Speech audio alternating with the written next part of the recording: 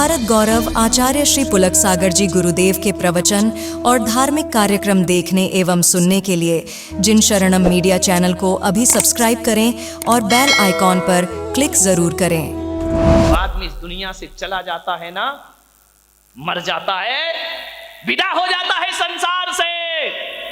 एक बात बताओ, कोई ये याद रखता है कि वो आदमी कितना पैसे वाला था? कोई याद नहीं रखता।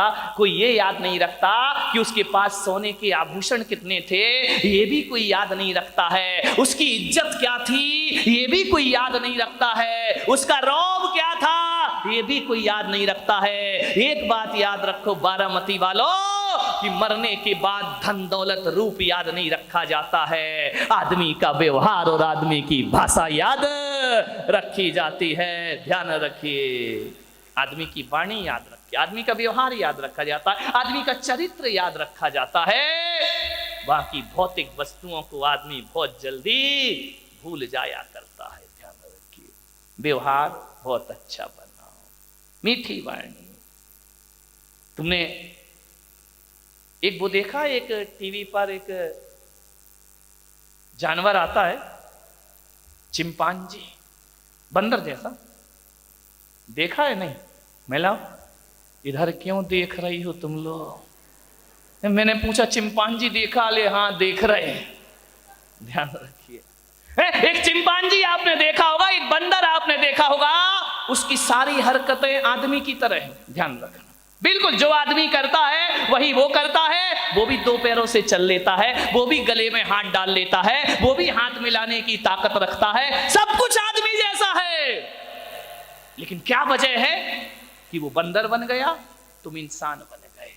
सारे जीन्स, सारे हार्मोन्स चिंपांजी की और आदमी के एक से हैं। ध्यान रखना, बस दो चीज कम है, उन दो चीजों के कारण वो जानवर रह गया, हम इंसान बन गए।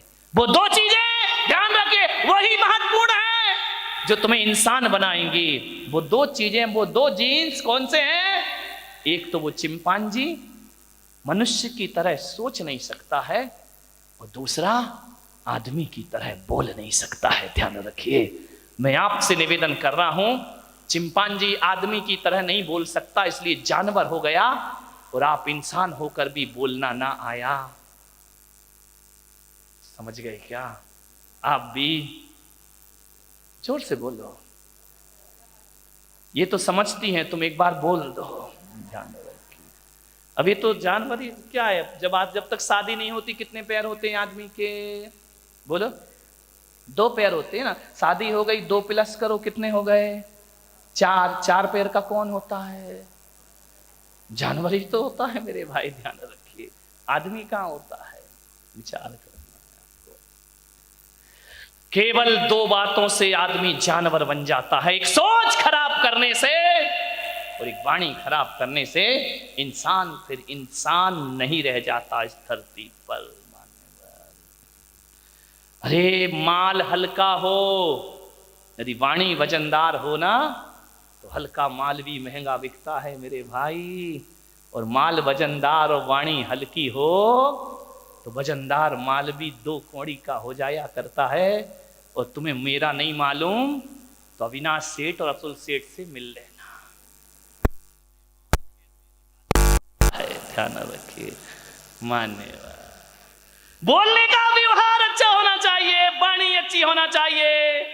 कंकर पत्थर बिक जाएगा, और जिसको बोलना नहीं आता उसका हीरा भी धरा रह जाएगा। बोलने की कला व्यापार में भी चाहिए, बोलने की कला समाज में भी चाहिए, बोलने की कला परिवार में भी चाहिए, बोलने की कला रिश्ते और नातों में भी होना चाहिए। ध्यान रखिए, बोलने से कुल का, जाति का पता लग जाया करता है। संभाल के बोलो। एक बार दांत और जुबान में झगड़ा हो गया। झगड़ा तो बोलने से होता है मेरे भाई, दोस्ती भी बोलने से होती, लड़ाई भी बोले। झगड़ा हो गया, जुबान ने कहा दांतों खबरदार, अरे दांतों ने कहा ज्यादा मत बोल, ज्यादा मत बोला कर, तू अकेली हम 32, है ना, तू अकेली हम 32। तुझे बोले क्या कर लोगे? बोले काट लेंगे तुझे, दांत जुबान ने कहा क्यों काट लोगे? बोले देखो तेरे से हमको ये परेशानी है। दांतों ने कहा कि यार तू कठोर कठोर तो तू हमसे चबवाती है, चना आता है तो कहता तू चबा के दे, कठोर कठोर हमसे चबवाती है और रबड़ी मलाई खुद चाट जाती है, हमारा नंबर ही नहीं आता है। जितना रूखा कठोर है हम चबाते रहते हैं। रबड़ी आई, रसगुल्ला आया, गुलाब जामुन आया, चमचम आया, मुंह में रखा, सच से अंदर गया। बोले हमारा नंबर ही नहीं आता, हमारे साथ बड़ा बदसलूकी करती है। तो अब जातने जुबान ने कहा मैं क्या करूँ, मैं होता है तो अब इनको चबाने की जरूरत नहीं। बोले नहीं अब बहुत हो गया, हम तुम्हारे विरोध में खड़े होंगे। दांत ने कहा हम तुम्हारे विरोधी हैं, ध्यान रखना है, सब कुछ हमसे करवाती है और हमको खुद आराम से रात में सो जाती है मैना, और हम पहरे देते रहते हैं बैठे खड़े खड़े यहाँ पर, ध्यान रखना, ज्यादा मत बोला कर, हम तुझे काट लेंगे। जुबान ने कहा तुम 32 में अकेली बहुत हूं। बोले क्या मतलब? बोले ज्यादा मत अकड़ो, ज्यादा अकड़ के बात मत करो, तुम 32 हो मैं अकेली हूं, तुम 32 मिलके मेरा नहीं बिगाड़ सकते, मैं अकेली तुम्हारा बिगाड़ सकती। कोई चीज दुनिया में सम्मान नहीं दिलाती, जुबान सम्मान दिलाती है। आज मोदी यदि इतने बहुमत से राज कर रहे हैं तो मोदी का कमाल कम, जुबान का कमाल ज्यादा हुआ करता है, ध्यान रखिए। जुबान के पक्के बनो, एक बार दे दी तो दे दी, वचनों को मत तोड़िए नहीं तो विश्वास टूट जाया करता है। मानने घर में कितने लोग रहते हैं? 5-7 लोग तो रहते हैं। कितने मेंबर हैं आपके घर में? तुम होगे, पति होगा, बच्चे होंगे, ज्यादा से ज्यादा बदकिस्मत तो बूढ़े दादाजी होंगे। बदकिस्मत है, ध्यान रखिए। कितनी खुश हो जाती हैं बहुएं कि महाराज बोल तो देते तुम्हारे दिल की बात, ध्यान रखिए। कितने लोग होंगे घर में? 4 लोग होंगे, 5 लोग होंगे। क्यों तीखी जुबान कर? मैं पूरी दुनिया से मीठा बोलने का नहीं कह रहा हूं, मैं कह रहा हूं घर में जो 4-5 सदस्य हैं ये आपस में मीठा बोलने लगे, मैं कहूंगा पूरी दुनिया में जाने की जरूरत नहीं होगी, सारा सुखी संसार हमारे घर में ही दिखाई देगा, ध्यान रखिए। लेकिन जुबान फर्क पैदा कर देती है। एक बात बताओ, सासुएं यहां बैठी हैं या नहीं हैं कि नहीं? सासुएं वैसे तो ज्यादा दिख रही हैं, बहुएं तो यहां कोई दिखती नहीं है। बहू बिना सास बनी बहू सास हो गई है, ध्यान रखिए। सासुएं यहां बैठी हैं, एक बात बताओ, बहू ज्यादा काम करती है या बेटी ज्यादा काम करती है? ईमानदारी से बताना, बोलो। बहू ज्यादा, आवाज नहीं निकल रही, बहू ज्यादा काम करती है बेटी? आप बताओ, आपकी बेटी जब शादी नहीं हुई थी, जब वो घर में थी, जब कुंवारी थी और अभी भी घर में आ जाए तो एक बात बताओ, सुबह से चाय कौन बनाता है? बहू। नाश्ता कौन बनाती है? बहू। खाना कौन बनाती है? बहू। दो कपड़े, बर्तन कपड़े अपड़े कौन साफ करती तो नहीं, साफ करवाती है कौन? बहू करवाती है। समझदार है कि नौकरानी से करा रही? ज्यादा आकड़ोगी तो तुमसे करवाएगी बर्तन साफ, ध्यान रखना है। बर्तन साफ बहू करवाती है, झाड़ू पोंछा बहू करवाती है, शाम का भोजन बहू बनवाती है। आप को कहूंगा शाम का भोजन बहू बनाती है। आप बताइए, सोने से पहले दूध भी गिलास में भर के बहू देती है। बताओ, आपके पोतों को तैयार करके स्कूल बहू भेजती है। कई तो ऐसी जो छोड़ने भी जाती हैं, लेने भी जाती हैं। एक बात बताओ, उस बेटी क्या करती है? कुछ भी कह दो, चल चाय बना। क्या मम्मी चाय बना? भाभी चाय बना। समझ में आ रहा? अब विचार करिए, सोचिए आप, बोलो, जब सारा काम बहू करती है घर का, तो एक बार दिल से बोल दो, बहू अच्छी होती है या बेटी अच्छी होती है? ऐसी बोल रही है जैसे बड़ा छाती पे पत्थर रखना पड़ रहा। बहू अच्छी होती है ना, तो ज्यादा सम्मान घर में बेटी का होना चाहिए या बहू का होना चाहिए? ध्यान रखिए, बेटी तो 4 दिन को आती है और चली जाती है, बहू तो बुढ़ापे तक हमारा साथ दिया करती है। कोई बहू, अच्छा ताली बजा लो बहुएं बजा लो, जय हो तुम्हारी, ध्यान रखिए। कोई बहू अलग नहीं होना चाहती है किसी से, ये बदनाम है कि सास ससुर के साथ नहीं रहती। एक बात याद रखना, बच्चा होता है और एक बूढ़ा होता है घर में। बच्चे के छोटे बच्चा जब लेटा रहता है ना, उसके पैर ज्यादा चलते हैं, पैर चलाता है, हाथ चलाता है। लेकिन जब बूढ़े घर में होते हैं वो पैर नहीं चलाते। जुबान ज्यादा चलती है, ध्यान रखिए। ज्यादा जुबान चलाओगे घर में सम्मान नहीं रहेगा, ध्यान रखिए। जुबान मत चलाओ। कतर कतर कचर कचर कचर कचर कचर कचर। एक बहू आई, बोली महाराज मैं अपनी सास से बहुत परेशान हूं। मैंने कहा क्या हुआ? बोली इतना परेशान है, इतना बोलती है, बड़ बड़ बड़ बड़ बड़ बड़, मैं कुछ भी करूं बुढ़िया बोलती रहेगी, बोलती ही रहेगी। खाना बनाओ तो एक ना एक कभी निकाल ही देगी। मैंने कहा एक काम कर, तेरी सास पढ़ी लिखी है? बोले नहीं ज्यादा तो नहीं है, थोड़ी पढ़ी लिखी है। तो बोले ऐसा कर दो कि मैं काम तो मैं पूरा कर लूंगी, लेकिन ये अम्मा थोड़ी सी चुप रहे। मैंने कहा एक काम कर। बोले क्या? मैंने कहा आज ही बाजार जा, थोड़ा खर्चा करना पड़ेगा। बोले क्या? मैंने कहा खर्चा कर दे, 50-60 हजार कर दे। अरे बोले मैं लाखों कर दूंगी, ये बुढ़िया चुप कर दो मेरी। मैंने कहा एक काम करो, बाजार जाओ, एप्पल का फोन लेकर आओ और अम्मा को फेसबुक चलाना सिखा दो। ध्यान रखिए, समझ गए क्या?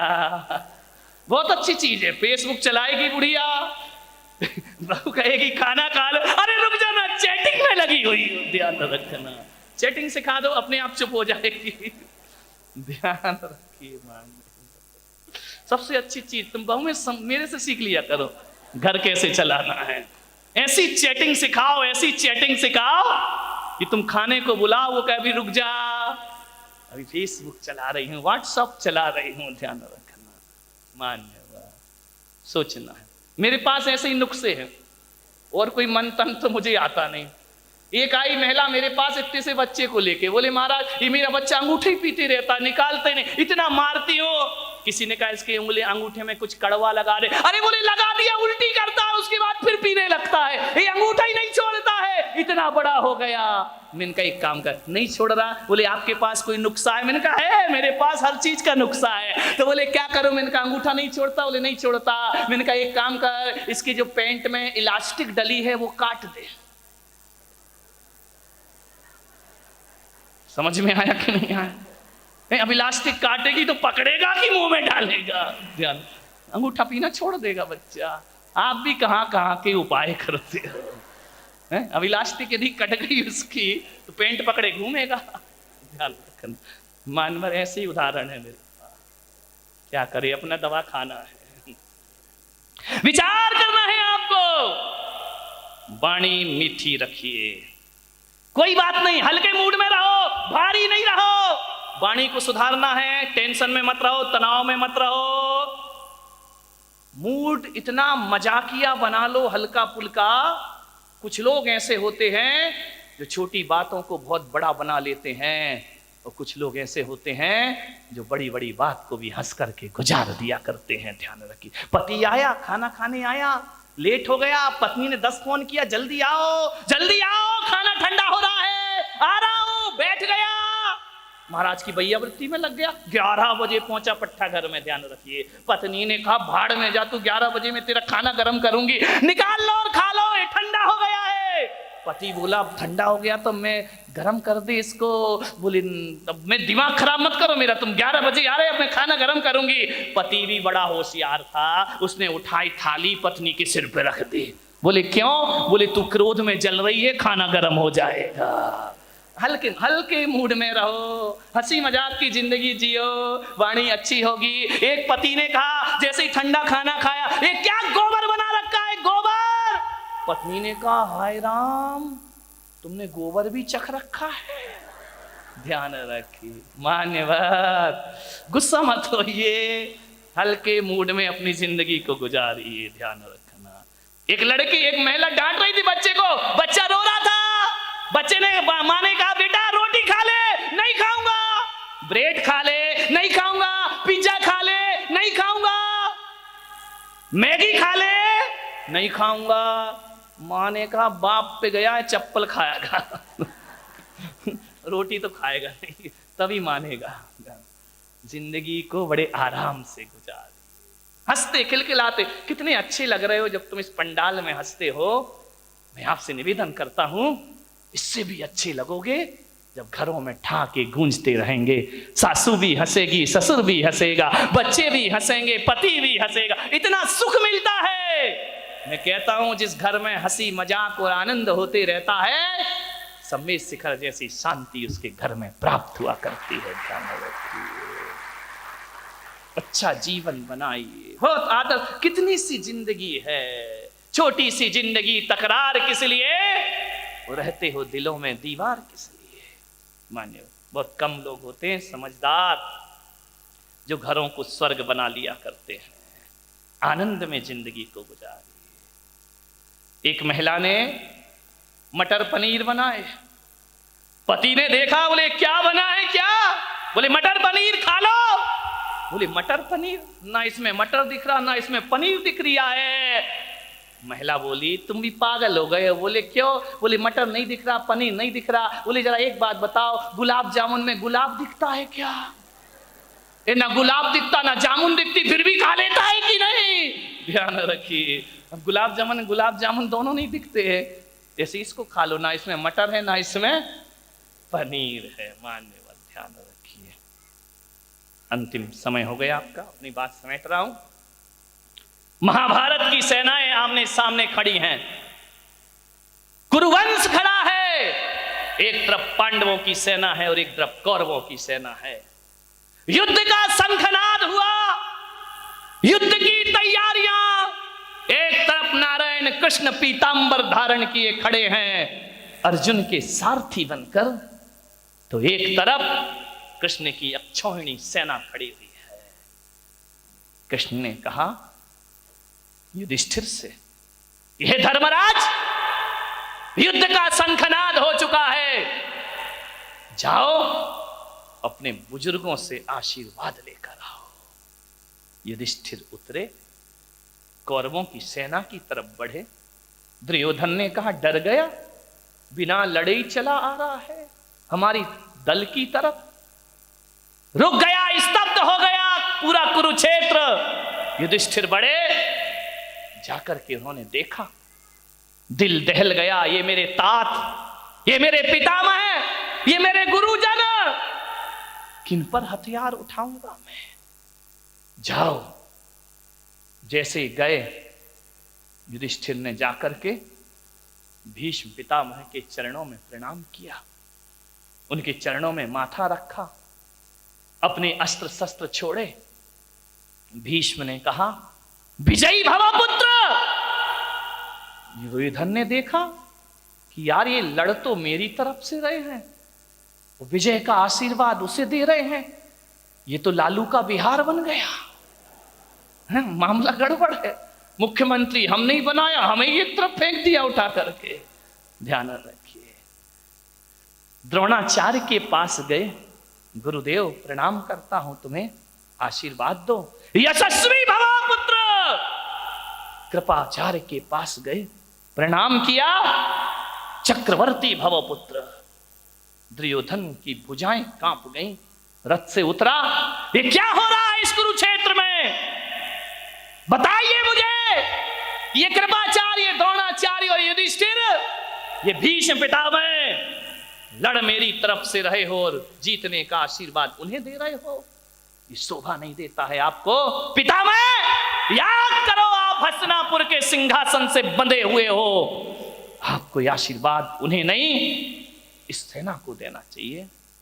भीष्म पितामह ने कहा कि युधिष्ठिर, काश तुम समझ गए होते, काश तुम्हारी समझ में आ गया होता, आज धर्म की जीत होगी, अधर्म का नाश होगा।